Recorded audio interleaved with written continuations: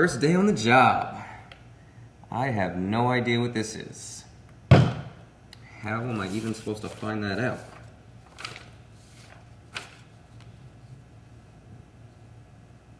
Consumer commodity.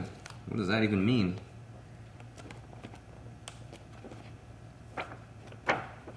Is this even in English?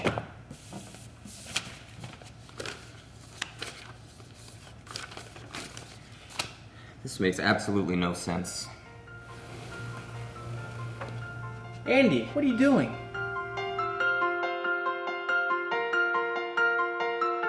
Andy, when shipping a hazardous material, there's a step-by-step process that you can use.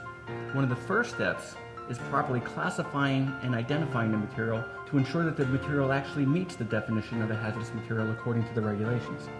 Well, how would I know that? Let's go to the classroom and learn more about classifying and identifying a hazardous material.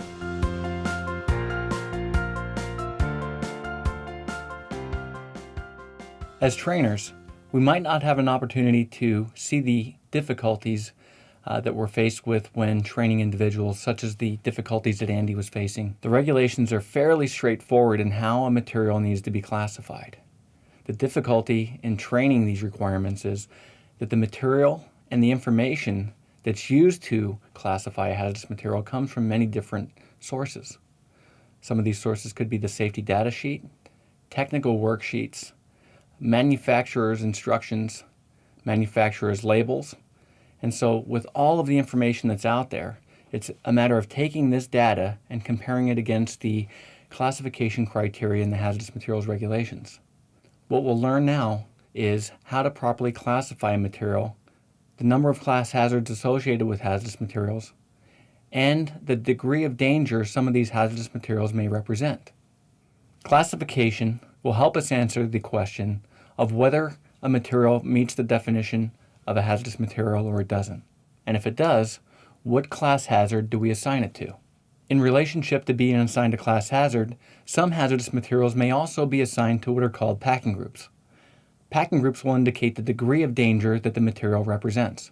There are 9 numbered class hazards of hazardous materials.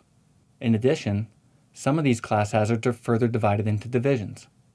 For example, Class 2 is assigned to gases, and gases are divided into 3 divisions. Division 2.1, which are assigned to flammable gases, Division 2.2, which are assigned to non-flammable gases, and Division 2.3, which are assigned to toxic gases. Now let's start from the beginning. Class 1 hazardous materials are assigned to explosives, and the classification criteria for explosives can be found in 173.50 of the Hazardous Materials Regulations. Now, explosives are a real tricky hazard to classify because typically the government, the U.S. Department of Transportation, or the Bureau of Explosives will be responsible for classifying and approving the correct package for a shipment of explosives. Division 1.1 are those materials that have a mass explosive hazard. These materials are typically going to be restricted for transport. Division 1.2 are those materials that have a projection hazard, but not a mass explosive hazard. Again, these materials will also be very restricted for transport. Division 1.3, these materials have a fire hazard and either a minor blast hazard or a minor projection hazard. And again, 1.3 materials will be a very restrictive explosive for transport. Division 1.4 materials have a minor explosive hazard, and these materials are sometimes commonly shipped in the transportation chain, some that you may be able to identify with fireworks and ammunition. Division 1.5 materials are insensitive explosives, and these materials will typically be restricted for transport unless approved by the U.S. government. Division 1.6 explosives cover extremely insensitive articles, and these materials will typically be restricted for transport. In addition to being assigned to a division number, Class 1 materials can also be assigned to one of 13 compatibility groups. These compatibility groups will help a shipper understand what controls need to be placed for shipments of explosives. For example, where they need to be segregated or stowed during transportation. Class 2. The definitions, classification, and packing group assignment for Class 2 materials will be found in 173 2.115 of the Hazardous Materials Regulations. Division 2.1 is assigned to flammable gases. And as a trainer, you'll want to connect with your audience by relating some substances and materials that may meet the definition of a Division 2.1 material. Flammable gases could cover materials such as propane, acetylene, ethylene, and so anyone in the welding industry might be able to connect with a shipment of acetylene in the transportation chain. Division 2.2 is assigned to non-flammable gases, and contrary to popular belief, non-flammable gases present multiple hazards. First of all, there's a pressure hazard involved in non-flammable gases. Another could be an asphyxiant hazard related to these materials. And again, connecting with your students for training is important. So you'll want to relate examples of non-flammable gases. And so do some homework and train only those items that you're comfortable with training. Division 2.3 is assigned to toxic gases. Now, toxic gases are typically a very restricted material for transport because of the inherent danger of the material being able to kill someone during transportation. Just imagine a toxic gas being confined to an enclosed space and then having a shipper or a warehouse person open up that confined space only to be met by gases that are toxic to them. So again, communicating the hazard, the defining criteria, and how one would determine whether or not that material met the definition of a toxic material is extremely important. Class 3 is assigned to flammable liquids. Now, this is one of the most common hazardous materials shipped in the transportation chain. And these materials include liquids, mixtures of liquids, or liquids containing solids in a solution or in suspension which give off a flammable vapor at not more than 60 degrees Celsius closed cup test. Now, some of the materials related to flammable liquids are going to be very easy to identify. They could be items such as paint, gasoline, kerosene, turpentine, polyester resins, and these things are probably going to be easy to identify with in the classroom with your students. Now, one of the harder things to communicate with your students is probably going to be the packing group assignments for these materials. Flammable liquids can be assigned to packing group 1, 2, or 3, depending on the degree of danger that material represents. Packing group 1 materials represent a high degree of danger, packing group 2, a medium degree of danger, and a packing group 3, a minor degree of danger. In the classroom, this could be easily communicated to the class by posing a simple question such as, "Class, would you agree that some flammable liquids are more flammable than others?" And that would be a good way to describe the packing group assignments assigned to flammable liquids. The classification and packing group assignment for Class 3 materials are pretty straightforward and can be found in 173.120 of the Code of Federal Regulations. The chart in 173.121 in the Hazardous Materials Regulations is pretty easy to read, and so you'll want to present some type of slide for the students to review when communicating this material. As far as packing groups are concerned for flammable liquids, when we're looking at the chart in 173.121 of the Hazardous Materials Regulations, the regulations outline the requirements for packing group assignments. For example, packing group 1 Class 3 materials will meet the definition of a flammable liquid that will have a boiling point of equal to or less than 35 degrees Celsius. Packing group 2 assignment for flammable liquids will be those materials that have a flash point of less than 23 degrees Celsius and a boiling point of greater than 35 degrees Celsius. Now for packing group 3 materials, these materials will have a flash point of equal to or greater than 23 degrees Celsius or a flash point equal to or less than 60 degrees Celsius, and of course the boiling point will have to be above that 35 degrees Celsius threshold. The classification criteria for Class 4 materials will be found in 173.124 of the Hazardous Materials Regulations. Class 4 is divided into 3 divisions. Division 4.1 is assigned to flammable solids. Division 4.2 is assigned to spontaneously combustible materials, and Division 4.3 is assigned to dangerous when wet materials. Now again, it's going to be important as an instructor to relate to the classroom those materials that could meet the definition of each of these divisions. So, either have an example ready or be able to poll the class before they come in and ask, does anyone in the class ship any one of these divisions? Because if they don't ship it, then it's probably not going to be applicable to them in their workspace. And our goal is to train those individuals in their job functions. And this might be as simple as presenting each of the labels representative to each of these divisions in the classroom, so therefore the student can go back to their workplace, and if they ever come across a Division 4.1, 4.2, or 4.3 material, they can easily identify it. Class 5 is assigned to oxidizing substances and organic peroxides. Division 5.1 is assigned to oxidizing substances. Division 5.2 is assigned to organic peroxides. Now again, these aren't very commonly shipped in the transportation chain, so you'll have to poll your classroom to see before you go in to train whether or not your students actually ship these materials, because the classification criteria for these materials can be very technical in nature.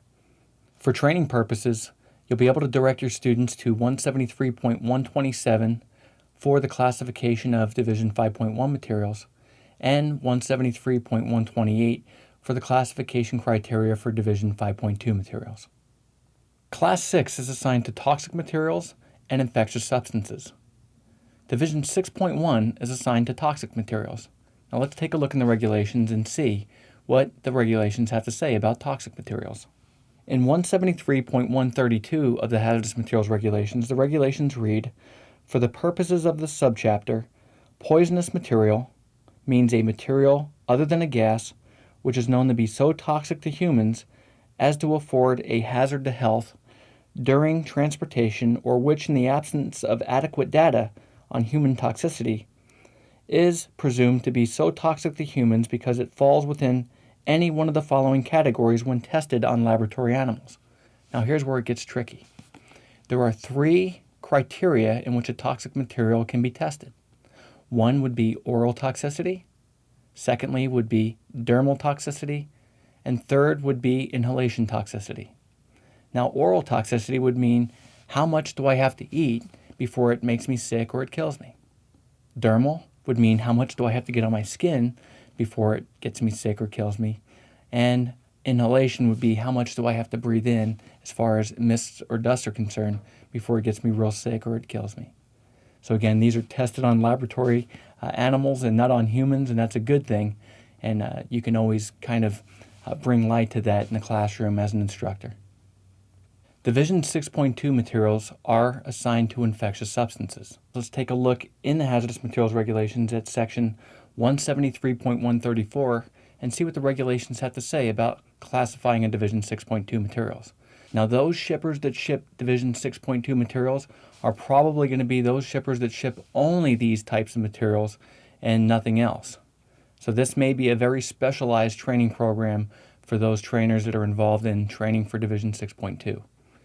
So in the regulations in 173.134, the regulations state that a Division 6.2 infectious substance means a material known or reasonably expected to contain a pathogen.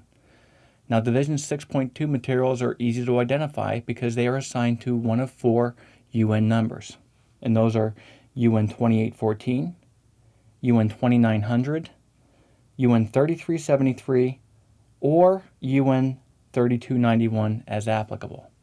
In addition, Division 6.2 materials are assigned to one of 2 categories, Category A and Category B. Now, today, Category A materials are making a real big run in the media with the outbreak of Ebola. So we see an increase in training in that arena today with all of the news and hype going behind Ebola. But let's take a look at what a Category A infectious substance is. A Category A infectious substance, for the sake of these regulations, are infectious substances in a form capable of causing permanent disability or life-threatening or fatal disease in otherwise healthy humans or animals when exposure to it occurs. Now, Category B infectious substances are those infectious substances that are not in a form generally capable of causing permanent disability or life-threatening or fatal disease in otherwise healthy humans or animals when exposure to it occurs. Now, professional medical judgment will come into play when trying to classify these materials. If you're not a doctor or scientist, you're probably not going to be the ones classifying, or your students won't be classifying these materials for shipping. Class 7 is assigned to radioactive materials. Radioactive materials, like explosives and infectious substances, are a very specialized category of hazardous materials that'll be trained often on their own outside of any other types of training involved with shipping hazardous materials. For trainers responsible for training in radioactive materials, the classification criteria for radioactive materials is going to be found in 173.403 of the Hazardous Materials Regulations. Now again, it's going to be important for you to communicate in class labels that are representative to radioactive materials in the classroom, so be sure to have at least images of those on standby for a PowerPoint presentation, or even better if you're able to show a real live label in training class. Class 8 is assigned to corrosive materials, and the classification criteria for corrosive materials can be found in 173.136 of the Hazardous Materials Regulations, and in addition, packing group assignment for Class 8 materials can be found in 173.137 of the Hazardous Materials Regulations. In 173.136 of the Hazardous Materials Regulations, the regulations state that for the purposes of this subchapter, meaning the Hazardous Materials Regulations themselves, corrosive material, Class 8, means a liquid or solid that causes full destruction of human skin at the site of contact within a specified period of time. Let's take a look at some of these packing group assignments. Packing group 1 materials are those materials that cause full thickness destruction of intact skin tissue within an observation period of up to 60 minutes, starting after the exposure time of 3 minutes or less. Packing group 2 materials, other than those meeting packing group 1 criteria, are those materials that cause full destruction of intact skin tissue within an observation period of up to 14 days, starting after an exposure time of more than 3 minutes, but not more than 60 minutes. Packing group 3 materials are those materials, other than those meeting the definition of a packing group 1 or 2, that cause full destruction of intact skin tissue within an observation period of up to 14 days, starting after an exposure time of more than 60 minutes, but not more than 4 hours. Now, in addition to intact skin tissue destruction, packing group 3 materials can also be classified based upon their destruction of certain metals. So let's take a look at those. They are those materials that do not cause full destruction of intact skin tissue, but exhibit a corrosion on either steel or aluminum surfaces exceeding 6.25 millimeters a year at a test temperature of 55 degrees Celsius. Our final numbered class hazard would be Class 9. Class 9 is assigned to miscellaneous hazardous materials. Miscellaneous hazardous materials are those materials defined as materials which present a hazard during transportation but do not meet the definition of other class hazards. For example, materials such as asbestos, carbon dioxide solid, environmentally hazardous substances, engines, all of these materials could meet the definition of a Class 9 material. Now, there is an additional class hazard that is not numbered called Other Regulated Material, ORMD. This material will be phased out by the year 2020, but it's one to be familiar with because many retail companies still ship under ORMD classification. The ORMD classification exception is found in 173.144 of the Hazardous Materials Regulations. So therefore, you'll want to cover it, but understand that most other regulated material classification criteria is going to be assigned to limited quantities after the year 2020. We've only scratched the surface for classification in this video lesson. There are many exceptions outlined in the Code of Federal Regulations that a shipper can take advantage of. Make sure that if you were training in these exceptions that you can easily communicate them to your class. Now let's go out into the warehouse and see how Andy's applying the classification criteria that we've learned here today. Andy, I see that you're taking the information from the safety data sheet and comparing it against the Hazardous Materials Regulations. That's a great first start. Now if I was to ask you what a packing group was, how would you answer that question? Well, that tells you what type of package to use, right? Not exactly. The packing group indicates the degree of danger that the material represents. So now that I found the information on the SDS, where would I find out how to package it in the 49 CFR? Great question. When you were looking at the hazardous materials table earlier, there are 3 columns in column 8. Column 8A, 8B, and C.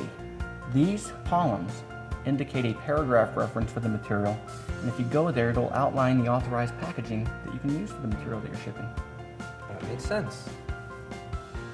As a hazardous materials trainer, you'll find that questions such as the one Andy asked come up quite frequently. And that's why it's important to emphasize proper training when it comes to hazardous materials.